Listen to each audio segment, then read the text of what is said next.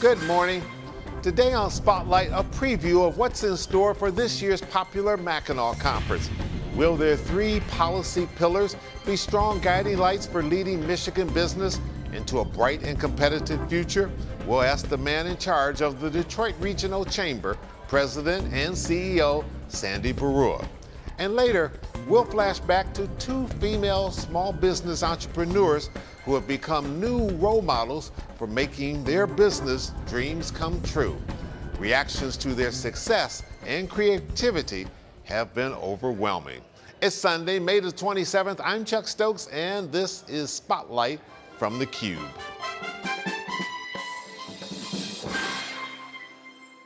Sandy, welcome back to Spotlight. Thanks, Chuck. Thanks Always for having me. good seeing you. Oh, great to be here with you. All right, you've got the big Mackinac Policy Conference, another year.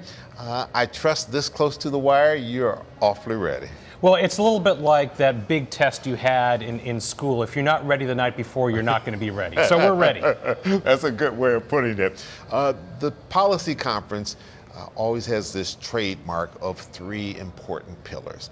What are the three pillars this year, and how did you select them?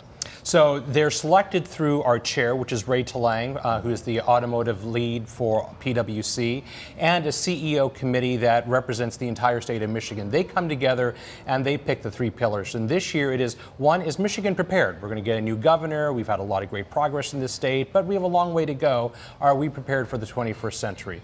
The second pillar is mobility. You know, talking really about the regulatory and policy environment that Michigan and the United States needs to be in to maintain our leadership position in next generation mobility in a worldwide marketplace. And then finally, this issue of trust.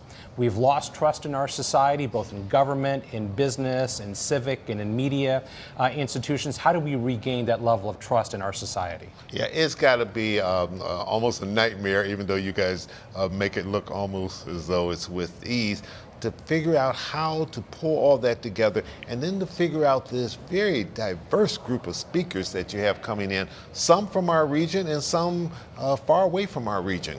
Yeah, we've had almost 100 national speakers that we've brought in from other parts of the country and the world since 2010, and this year's no exception. We have about a dozen speakers coming from elsewhere in the country to talk with us and to us about what other parts of the country are doing perhaps differently than we are in Michigan, and what can we learn from them. But people want to have thought leadership, right? They want to be challenged. They don't want to hear the same old, same old. So we try to get an eclectic group of speakers that are going to bring different and disparate points of view, because the whole ethos of the conference is to disagree without being disagreeable. You've watched this conference for such a long period of time. For that person that has never gone, that still probably has a tough time getting their arms around, why is it that these leaders can go a decent ways from Southeast Michigan and sometimes come up with solutions that they haven't necessarily come up with in our own backyard? What is it, the magic about that place that makes people work together? Well, the magic of the conference is multifold. One, it is the location, right? It's on an island. It is inconvenient for everyone. It doesn't matter if you're from Grand Rapids or Lansing or Detroit or Traverse City. It is inconvenient to get there. You got to take a plane or a ferry or whatever it is. So once you're there, you're kind of there. Secondly, the environment once you're there, it's very casual. It's a resort environment. It doesn't matter if you're representing the media or a business organization or an educational institution. Everyone's kind of at the same level. And then third and finally, we've taken the veil off of the conference. As you know, Chuck, all the conferences are streamed live. It's available to every Michigander. Every Michigander, free of charge, can watch it, can comment on it. It's on television. It's on the live stream. You can see what's happening up there.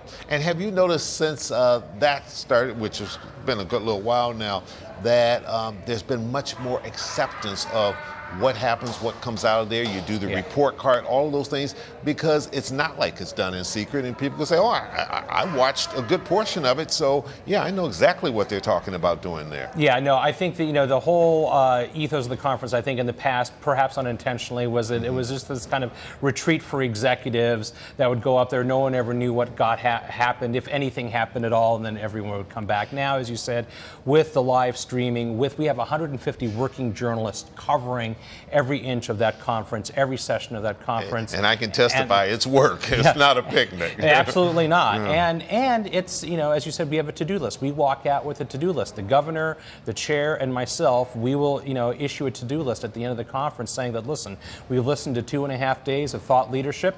These are the things that we're going to do about it.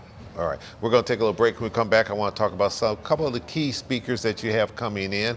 And politics always seems to creep its way into the Mackinac Conference, but particularly in those years where there's incumbency not involved. We'll be right back with Sandy Brewer of the Detroit Regional Chamber. Stay with us.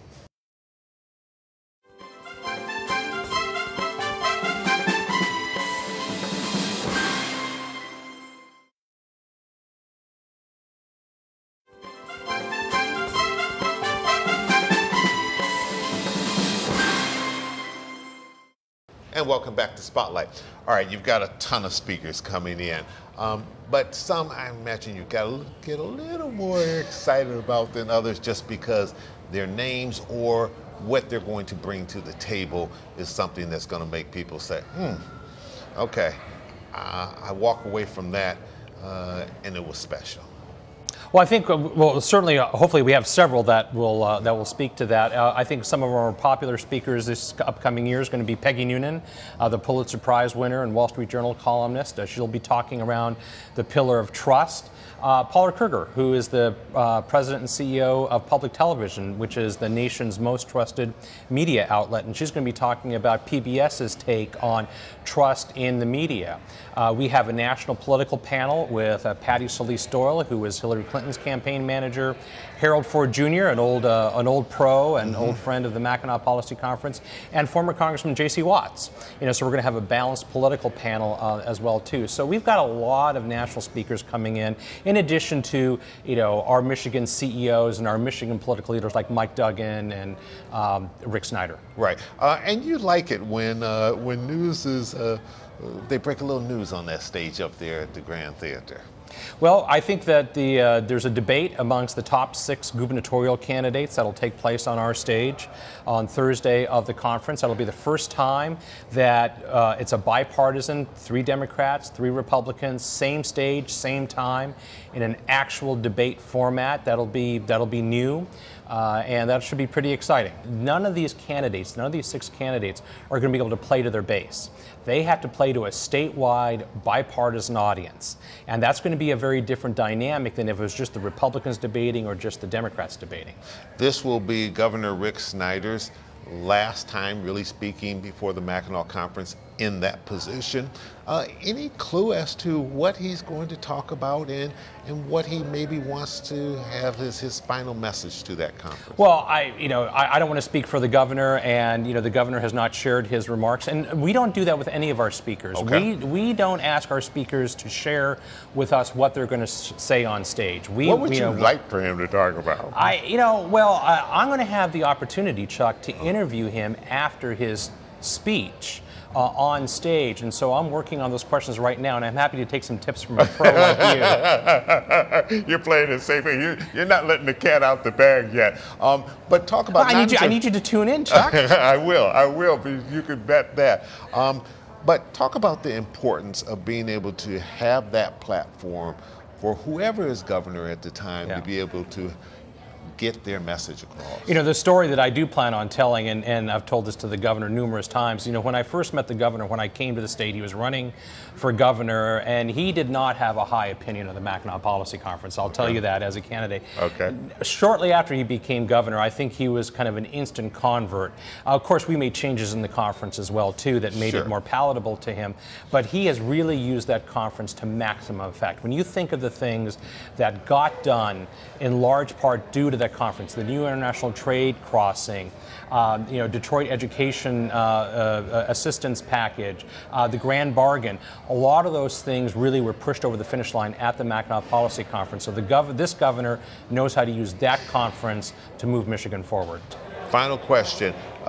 Over the years that you've been here, have you seen a shift in terms of the business community really asserting leadership in this community?